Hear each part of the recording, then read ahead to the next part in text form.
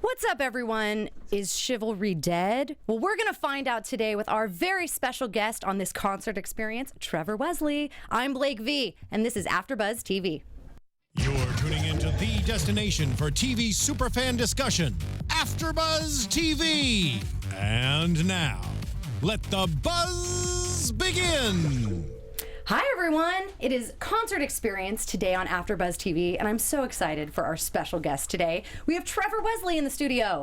Well, hi, Trevor. How's it going? It's going great. How you doing? I'm so good. I'm so excited that you're here. We have a lot to talk about. You have a lot going on. You have very cool music, videos, things. You know, we've got a lot to talk about today. I'm very excited. Me too. Wonderful. So, I, of course, am your host, Blake V. You can find me on Twitter and Instagram at Blake V Media. Trevor, tell everyone where they can find you. TrevorWesley.com. Perfect. Or at Trevor Wesley or wherever. Wonderful. You know, That's pretty easy. Just your name. Easy. Google me. There you go. Google him. Google. Isn't that what anybody does now too? Yeah. Like just Google everyone. We're all Background on Google. search, you know. There you go. There you Facebook. go.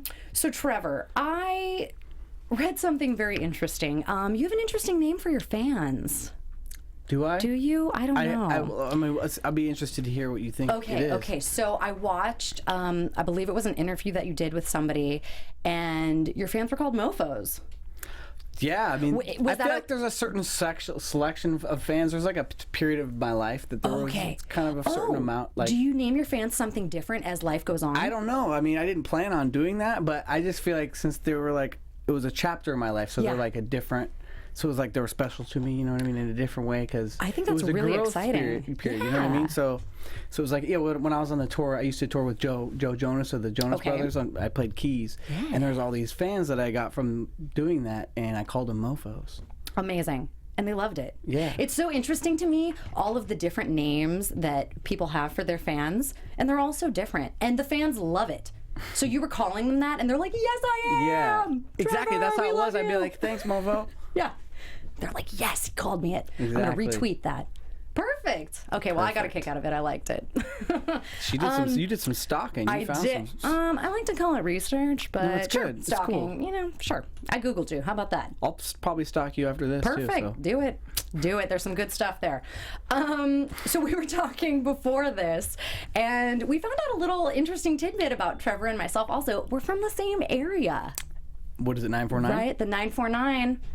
Which, do you remember when it used to be the 714? I do. Thank you. That was like Lake Forest, yeah, though, right? Yes, it was. It was. When we were probably like, I don't know, I think I was like maybe 10, it switched from the 714 to the 949. Do we remember this? I remember that. But I wasn't, but I actually, no, I don't remember that. Oh, okay. So I think, yeah, I thought, your parents I didn't probably move told when I you. was 10, Yeah. but I remember having the 714 number still floating. Yes. They still existed. You know, they probably That's had why I know it as Lake Forest, probably. There you go. They had to go from neighborhood to transition, I'm sure. Right? Sure. So Trevor, you are very talented. You are a musician. You sing. You are an instrumentalist. You do a lot of stuff. I want to know a little bit about how that got started and where sort of your inspiration and your talent sort of came from. Were you introduced to music from a very early age? Do you come from a family of musicians? Yeah, kind of. Like, I have a really creative family, and my mom always played, you know, old school music like Ella Fitzgerald and Nat King Cole and stuff like that. And my dad played like the Rolling Stones and the Beatles. And the classic he played rock. guitar. And we always had a piano, an out-of-tune piano that I just, you know, always played. And my sister and I, we had these little keyboards and we sang and played together. And there's a little church down the street that we would sing at sometimes. But you know, growing up, my dad was a camera operator in the movie business, and so I got to grow up on going to the set and stuff like that. How fun! Yeah, it was pretty cool. Yeah. And so, you know, for a while, I was like, oh, I want to be an actor, and I want to like be in that because like my dad and everything. And I was in drama class and stuff like that, and I always loved entertainment and stuff like that. But music was always something that I just did naturally. I never really got into music. Music was always in me. Okay. So yeah, like, and it was just like in Orange County. Like, I feel like when I moved to Orange County, there was nothing to do, as you know. You know, there was like, oh, let's go hang out in a parking lot or something, and like, or go to a party, or something. Like in the hills. There's like a lot of greenery in Orange County. Though, I was in Laguna. You were on another like kind of a little another by level the beach, you know what I mean? You know. Another area. I mean, I was close to the beach for sure. You were definitely more inland. Yeah. So I do feel like your choices of hangout were probably a little different than mine, but It's funny, I was in Coto de Caza, but I was in the village, which was, we called it Coto de Compton. Yes. Because it was the beginning, it was like, you know, That's like funny. the older, like, broke town. Not really, no one's broke. No, it's quite the opposite, actually. Yeah. But one thing about Coto is it's very hot. Yeah, for sure. And I think my dad... The moms? What's that? Oh, both. The moms. The temperature and the moms. My dad, I remember he used to always want to go be the one to go to the store. He's like, I'll go to the store. I'm sure he did. It's like, I'll get... Hilarious. Pavilions was right there. It was the hot spot. It was. It was the meat market for Literally. sure. Amazing. I don't blame him. There's a lot of eye candy there. Yeah. It was like a side story. We're like, we flashed back to our childhoods. It's crazy. Great. So you really came from a creative family. You're saying that the music wasn't you. You didn't really come to the music, and I think that's really cool because there's a difference. You know, there's a lot of people that kind of fall into things later in life. They kind of find their passions or their interests later, but you kind of always had it in you. What do you think brought you to that? What do you think awakened that interest? Were your parents like just really supportive and kind of allowed? Oh yeah, that's what I was saying. Okay, too. we're back. Oh yeah, we're back. It took me back because I was in Orange County. Yes. There was nothing to do, so I was in my room. Yeah. Making music. You know, I had a piano teacher that I had for a period of time that showed me this software program that, you know, my mom, luckily she was supportive and she was like, you know, I'm going to get my son this program. And I just started writing songs and recording myself and just doing it all the time because there was nothing to do. But so like a computer, it was all like digital at first. Okay. Exactly. It was a program called Cubase that I was using. All right. Now it's different. Nice.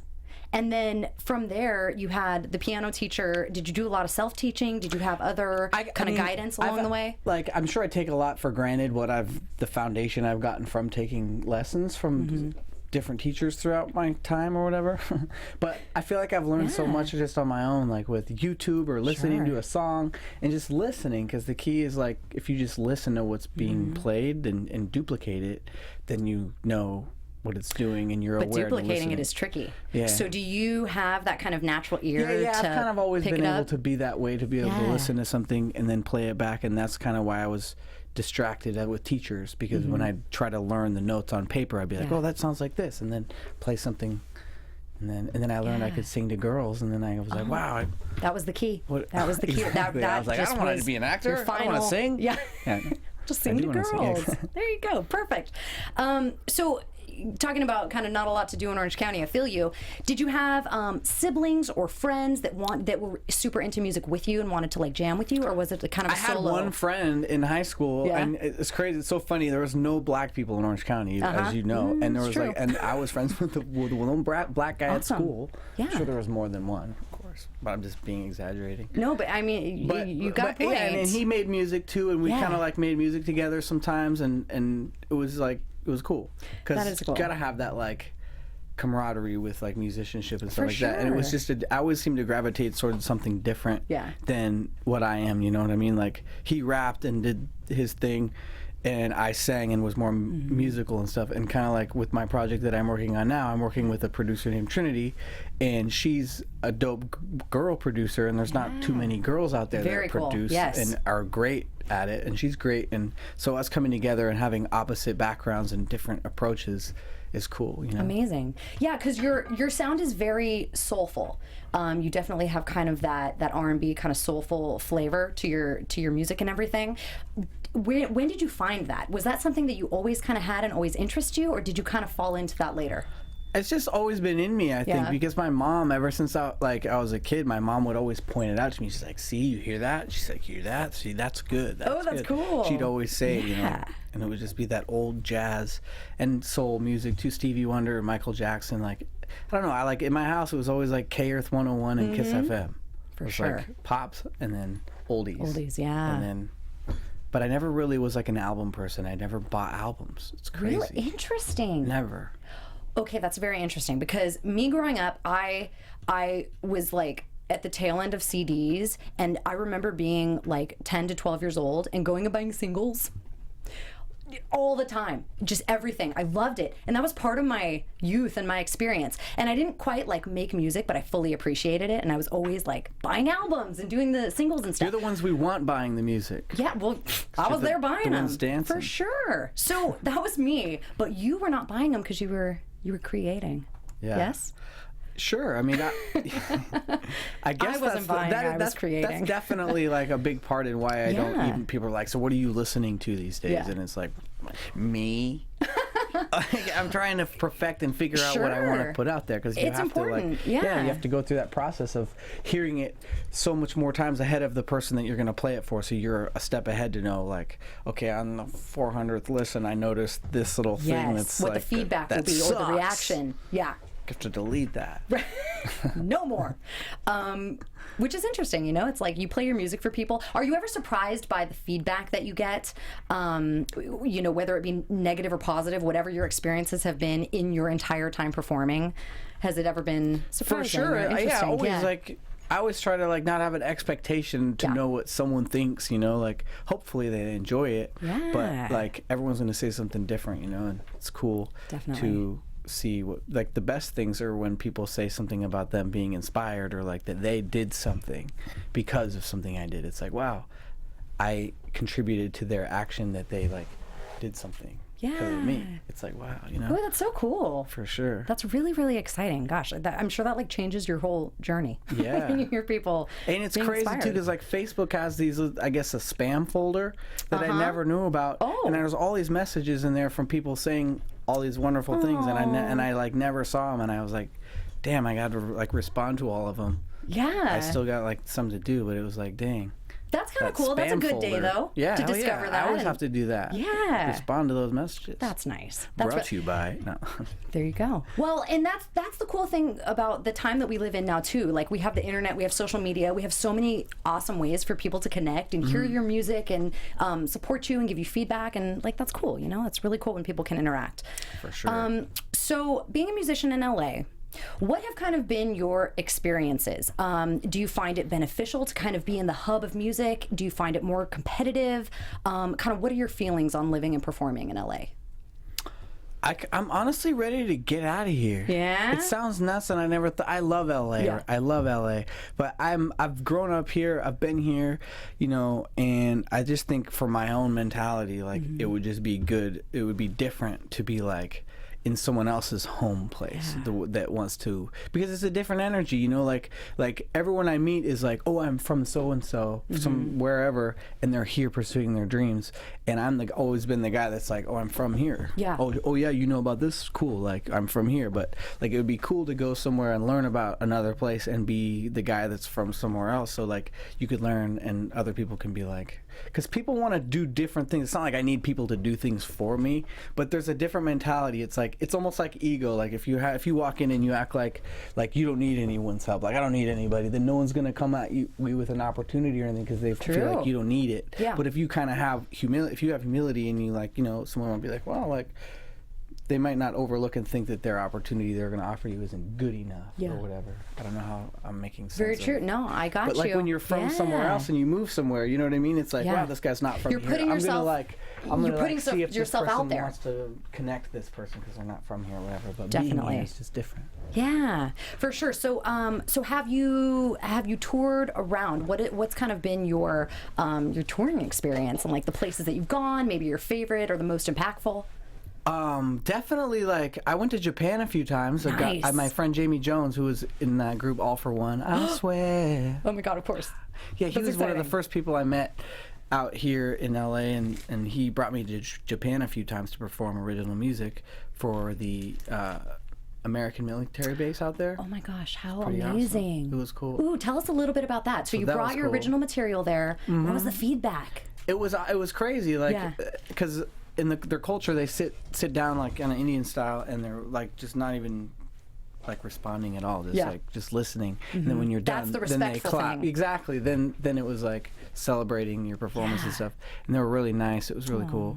So that was cool. And I got like I said, I performed with Joe Jonas of the Jonas Brothers and got to perform around a couple of spots. We went to like Mexico City, and that was cool. And fun. Chicago and New York and stuff like that. And what do you find about the different crowds that you perform for? Do you see any different responses in the different cities or countries that you're in, or is it all just love?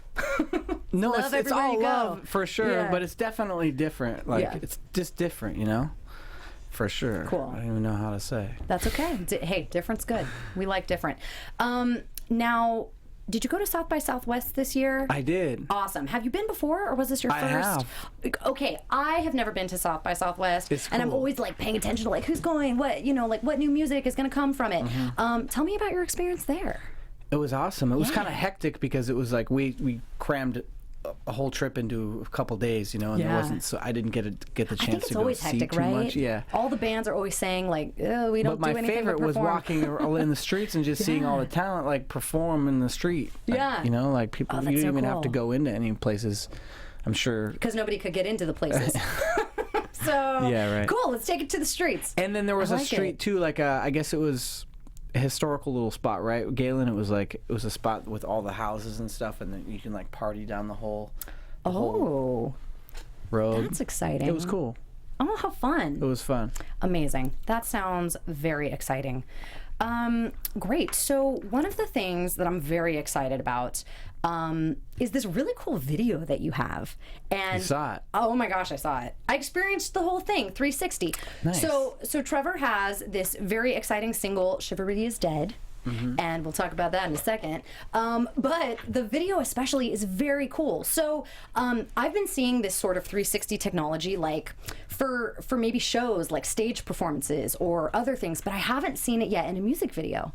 And it's super cool. And so you can go on and it's interactive. And when you go to his website, that's one place you can view it, trevorwesley.com. You can click on the video and it's completely interactive. And you can click around and it's this whole choreographed experience of the song. So we need to start from the beginning and I need to know all about it. So with this song, what made you sort of want to go this route and take on this new type of technology and let everyone experience this with you? Well, really just my team and all the people involved, like, you know, coming together to say, because it originally started with Ian Eastwood, who's a choreographer and one of the dancers in that 360 video, and he originally did a video with him and his girlfriend, I don't know if they're together anymore, but Megan Batoon. And they did a dance in Jamba Juice, and it was a choreographed dance video that got like 11 million views. Yeah, it had a crazy number of views on it. Yeah. And, you know, it was awesome that was able to come and people could go and download my song and hear it because they're like, what song is that? And it was just a cool platform to be able to be heard, you know? Yeah. And so Ian and I wanted to do something and figure out a way that we can, you know, it was a way for I can be in the video and we can do something with DanceOn and take advantage of the technology and do something else too. So what was your connection to Ian?